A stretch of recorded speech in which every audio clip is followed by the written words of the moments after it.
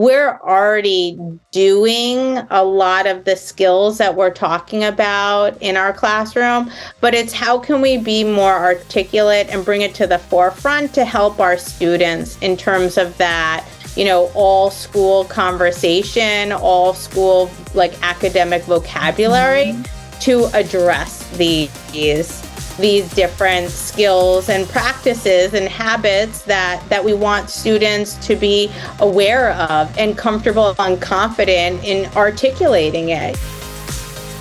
Hi there, I am Monica Burns, and welcome to the new Easy EdTech podcast episode. As a former New York City public school teacher and current EdTech consultant, I started this podcast in 2019 to share my favorite classroom tech integration tips and stories from my experiences. Each episode offers practical ideas for you to try, share, or save for later. Be sure to check out classtechtips.com/podcast for today's show notes and resources. And if you're listening on Apple Podcasts, Spotify, Google Podcasts, or another favorite podcast app, you'll find the show notes link in the description too. This episode is sponsored by my free weekly planner pages. I've created a downloadable set of planner pages for you that you can start using today. It's a great way to stay organized in the new year or anytime you like. Print them out to write in your daily schedule and tasks, or use the file on your tablet or computer to keep track of your to-do list and set your priorities each day. These planner pages are totally free, and you can find them at classtechtips.com/planner. This week's episode is titled Strengthen SEL Skills During Any Project with Michele Haiken, and we're welcoming Michele back to the podcast today. I've known her for several years, and earlier this spring, we were able to sit down and chat about her work, and I thought that the conversation that we had would be perfect for you all to listen to as well. So I invited Michele back on to chat about her new book and one of my favorite topics, engaging projects for students. And today, there is an SEL twist. Let's jump into the conversation. Welcome back to the Easy EdTech podcast. I am so excited to chat with you today about not just social emotional learning, that'll be part of our conversation, but also the types of projects kids can do that really strengthen these skills. But before we dive in, can you share a bit for listeners, remind them if they didn't catch our past episode, what is your role in education? What does your day-to-day look like? Thanks so much, Monica. So I am a full-time middle school English teacher, and day to day, I am teaching 8th grade English, but I also adjunct at a college here in Westchester, New York. So I'm working with and teaching teachers each semester, doing literacy courses. Throughout the day. So that's the nitty gritty. I won't get into the other details of kids, pets, and all that as your listeners know. Well, it's, great to have that context though, right? Of what your day-to-day looks like and your role in the classroom and in other classrooms, not just your middle school classroom, but working with students who are, learning about education and learning how to become a teacher. Because today we're talking about different ways students can develop and strengthen SEL skills, something that I know is a focus of your work. I have a copy of your new book here in my office, and we'll link out to it. But how does design thinking contribute to fostering social emotional skills in students? Well, I think so much of the conversation around social emotional is the how are you feeling today? The little, I love my little Pear Deck, check-ins at the beginning, at the end of a lesson. But there's so much more to social emotional learning, especially if we're looking at the Castle 5 of relationship skills and self-management and responsibility. These are all life skills and lifelong guidelines that we are working on with our students, as well as just our reading, writing, speaking, critical thinking skills that we want them to have across content areas. but we don't tend to pay attention to those life skills that our students need to be successful in school and as well as outside. Is a student able to articulate how they learn best? And with all the collaboration that I know that I do in my own middle school classroom and that people are doing, are we building and helping support our students with their relationship skills? Can we help students and give them the tools to break down tasks into smaller, manageable chunks? These are, when we think about STEM and we think about STEAM and that design thinking process, we're doing all these things and getting messy, but how often do we stop and backtrack or even have a back channel conversation of what worked well for you today? Or as a teacher to say, I really loved how group 7 was, I'm going to give a group 7 was what I saw happening in that group today, because I saw some of the members trying to make suggestions and others weren't necessarily buying into that. But then I noticed, and then you can even ask that group to say, like, okay, how did you work through? What was the problem solving you did? Because this is all part of our design thinking is, problem solving, communicating, like taking in feedback. These are all the social emotional skills that our students need, both in and out of the classroom. And I really appreciate you mentioning that this goes beyond the how are you feeling today piece, right? That's a component. When we talk about social emotional learning, it's absolutely a component. And we've talked on the podcast in the past about reflection and reflection activities and using EdTech to help kids reflect on their learning. But there's all of these components of the design thinking process that connect back to the CASEL framework, like you mentioned, that connect back to social emotional learning skills that are part of our everyday lives. And, two that come to mind that I'd love to unpack with you is, responsible decision making and self-awareness. These are two important skills for students to develop. How can educators integrate these skills into the creative lessons that might take place in their classroom? And harking back to us talking about reflection is a great place to have that reflection, that interpersonal, extrapersonal opportunity to say, this is what I'm most proud of. This is where I struggled a bit, and this is how I overcame that struggle. Or I realized that, I can't leave everything to the last minute. And this can be like a little thumbs up. It could be a 3, 2, 1 at the end of a like just maybe it's a workshop day, or it could be a larger reflection when the unit is finished, or that the product that they're working on and process they've gone through is now at the culmination. I leaned in a lot to like Google reflections, where it would even be like a midway point of like, give me your rose, your thorn, and your bud. Like, how is it going for you working in this group for this part of the project? To a larger, like more at the end, what was the hardest part? And it could be like a survey question. One of my reflections, I asked, like, what are you most proud of? And then I asked them, how was this project for you? Was it easy peasy? It was like a scale question. Or did you feel like Sisyphus rolling up the boulder on a mountain on a daily basis? And then explain why. So there's, and like, it could be an open-ended response. It could be that scale, that rating scale. It could be just like a drop down, what goals did you set out to accomplish? So, or, what are all the things that you felt like you were using or working on with this particular project? So even like those kind of reflection pieces help our students to realize and and articulate, like, this is what's working for me. This is what I need to look at moving forward, and sort of lean into that and get better with this skill.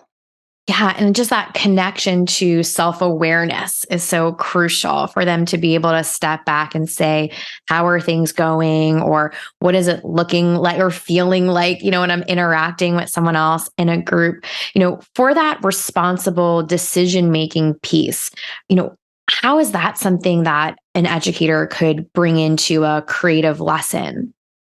Well, even again, I'm collaboration a lot, and thinking as English teacher, I think of literature circles and book clubs.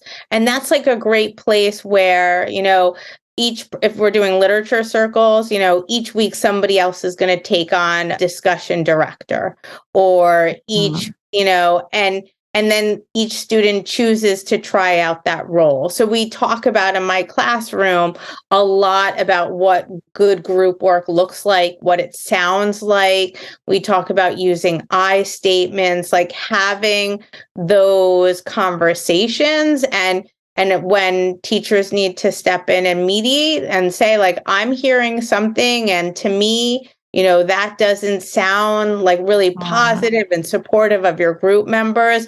Like, coaching students through helps them try on and practice those and act on those responsible relationship and collaborative group work that we want students to be able to do.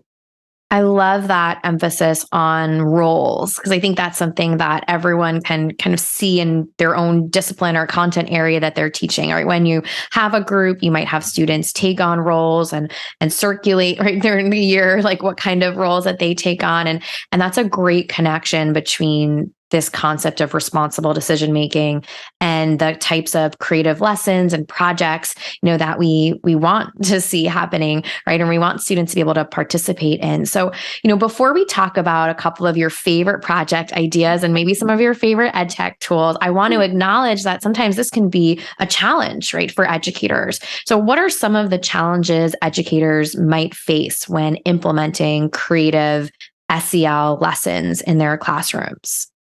Oh, wow, there's so many things that you can address. I feel like from like an outsider's point of view, I think that one of the biggest, like, I'm afraid to get my toes wet because I'm losing control, I'll say with what air quotes around it, control of my class, or my class might get loud, or my class might be messy, or, kids are all working on all different like stages of the project at different times.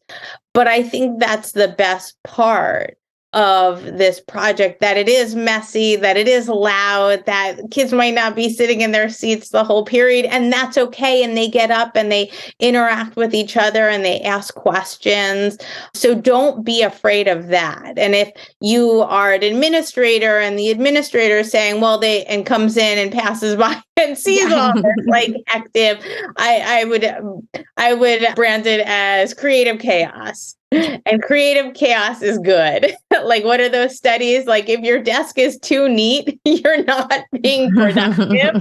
But if you have a messy desk, you are very creative and productive. I think about that. So that's one element. Being afraid to like fail. There are times where I've tried tech or even tried something and I'm like, this is not working. And I literally in the middle of the class will delete the assignment on Google Classroom and like revise it between like one period and the next, and then post it back up based on, what I'm observing and seeing and like whatever scaffolds I might need for my students. So I feel like those are the two big things that I've gotten to a place where it's okay to, like, I could tell my students, like, this didn't work. Like this was a failure for me. So let's move forward.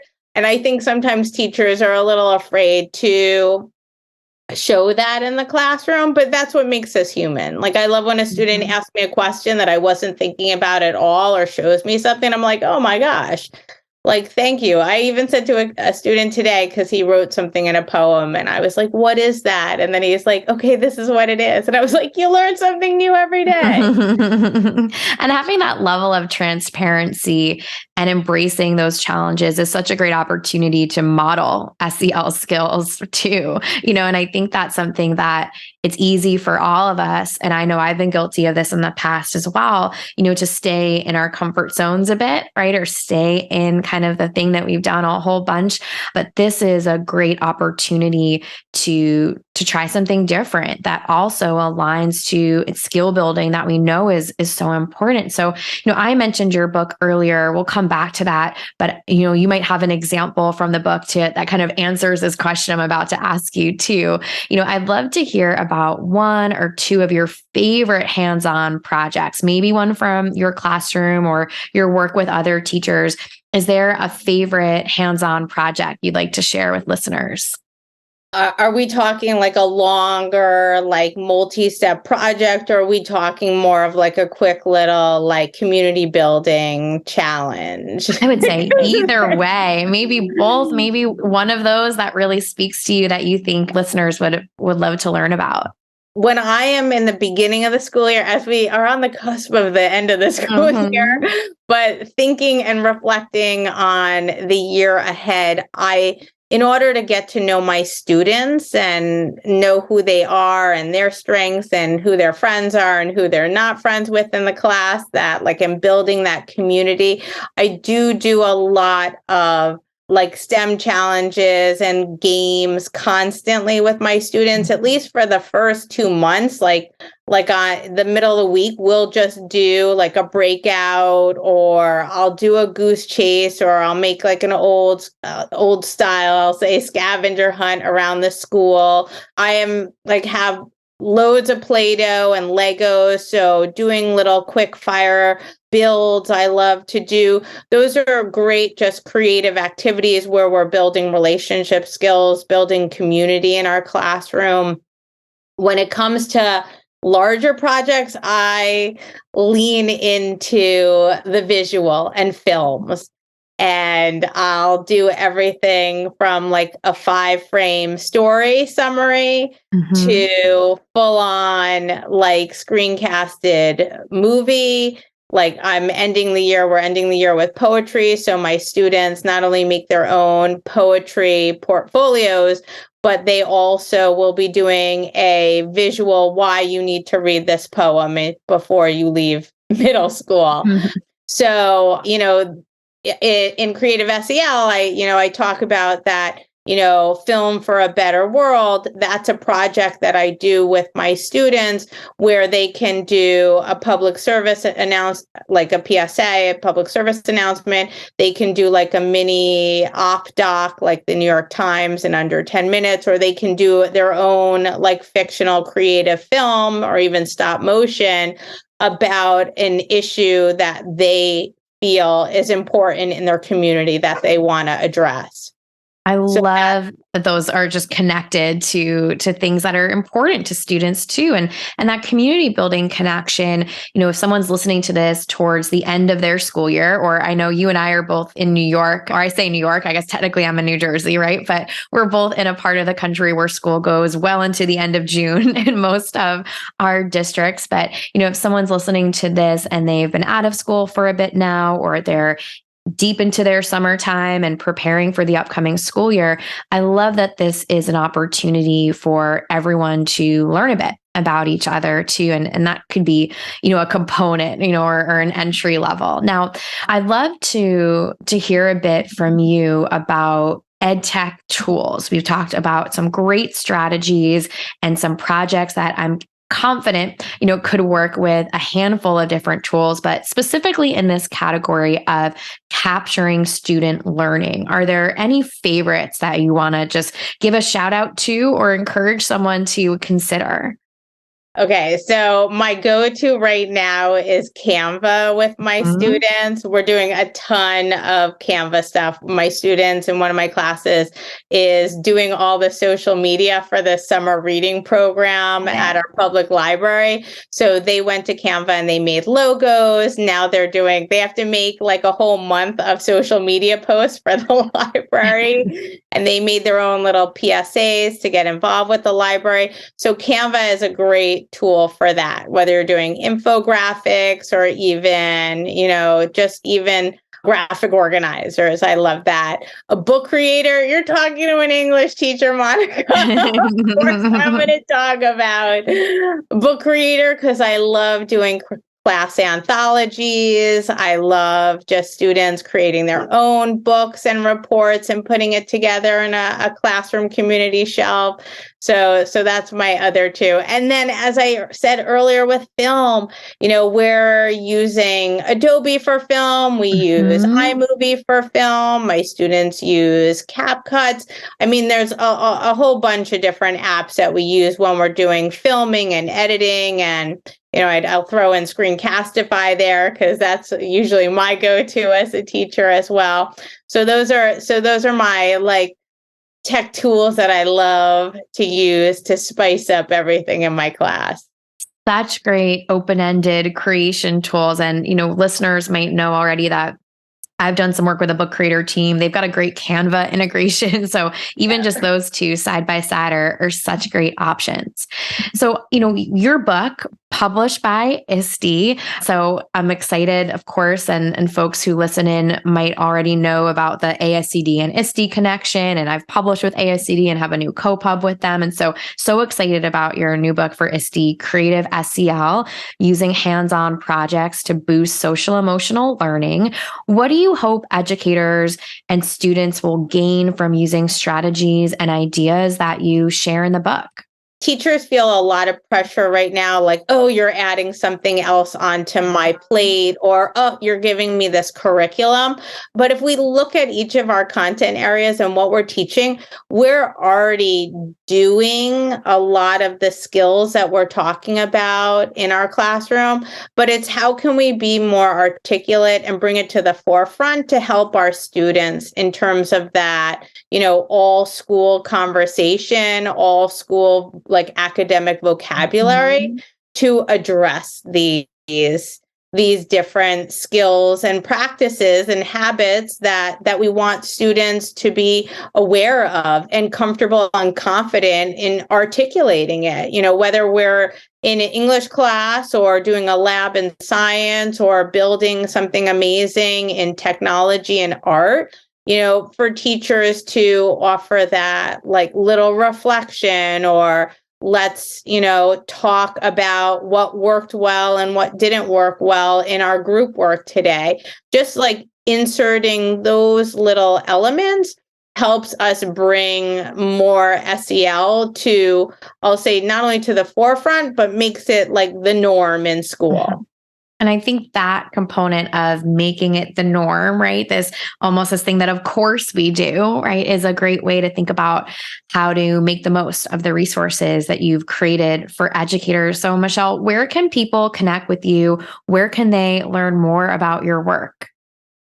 So, well, pick up a book Yeah. if you want to. Pick up Creative SEL because you have so many projects, not only that I added and my co-author, Mark Gura, and some other amazing educators who do great creative work. They share that. I share a lot on Instagram at Teaching Factor and blog a lot of my teaching material so you could get the inside of what's going on in my classroom there to pick up. So those are the two main places. I will see you in ISTE. Mhm.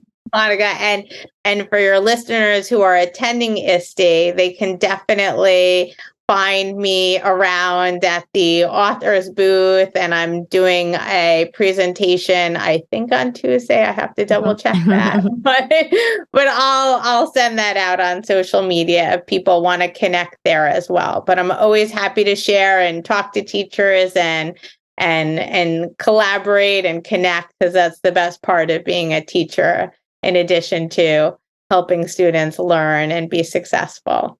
Well, thank you so much for your time today, for sharing these great ideas with listeners. I will add links so people can find you in all the spaces and get those ISTE updates too, as well as a link so that they can find your new book. So thank you so much for your time today. Oh, thank you, Monica. Thank you for having me back. It's always great to talk to you. It was so much fun chatting with Michele today, learning about her new book and exploring the different types of projects you might try out, big and small, with a group of students. So let's make this EdTech easy with some key points from the episode. Examine your SEL goals. Refer to the CASEL framework. Develop projects with design thinking in mind. Give students the opportunity to work in groups. Remember, you can find the show notes and full list of resources from this episode, including all the ways to connect with Michele at classtechtips.com/podcast and finding today's episode, number 221. Today's episode was sponsored by my free weekly planner pages. I've created a downloadable set of planner pages for you that you can start using today. Use these free planner pages to stay organized any time of year. There's no official start date. You can use them right away. Print them out to write in your daily schedule and tasks, or use the file on your tablet or computer to keep track of your to-do list and set priorities each day. These planner pages are totally free, and you can find them at classtechtips.com/planner. Thanks for joining us for another Tuesday edition of the Easy EdTech podcast. Remember to hit follow on Apple Podcasts, Spotify, or your favorite app to have next week's episode ready for you on Tuesday morning. Feel free to share takeaways from this episode with friends or colleagues in a quick email or text, or even on social media. And don't hesitate to tag me at Class Tech Tips if you have any questions.